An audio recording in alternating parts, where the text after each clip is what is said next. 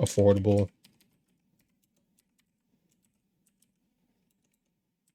Look, I mean, as you can see,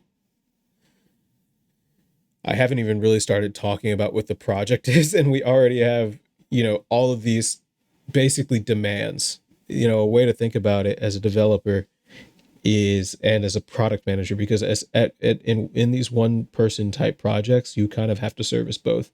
You need to say, okay, this is out of scope and this is in scope work. You need to be able to actually go ahead and implement the code that's going to make that work. And then you also need to be able to market it. And there are, again, the benefit of building things just for yourself and toys that just make your life easier. For example, the Alfred Moon thing that I just showed isn't necessarily to move the needle and make the craziest technology that's going to make millions of dollars. It's to increase the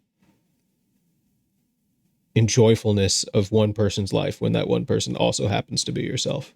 So the time that I save by window switching with Moom, and the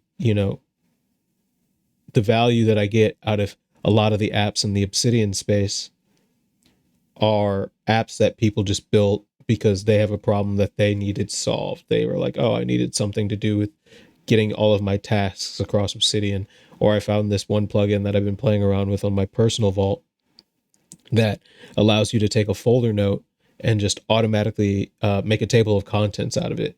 And I was playing around with it this whole morning. I was like, oh man, this is awesome. And it automatically updates.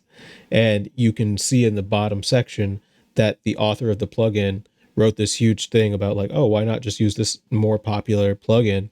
And their logic was, well, it was just too much for me. I needed a smaller version. And their version was perfect for me too, because I, funnily enough, agreed. I used the more popular version that did the thing, and it would automatically index my entire vault.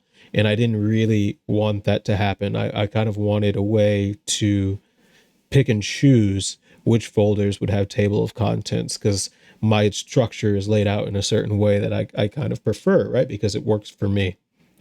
So finding these customizable applications to build for yourself is a very easy way to make your life better, learn something, and potentially make other people's lives better too if they're interested in the topic that you're talking about. But the floor of failure is a lot. Is it higher or lower? Right? I guess if you're making something for somebody else and you don't do market validation, then the floor should be really high because the chances of you failing are really high. But if you like what you built because you built it for yourself and to solve a problem, the floor of failure is super low because you know that it's a good app, at least just for you, because you use it every day. Okay.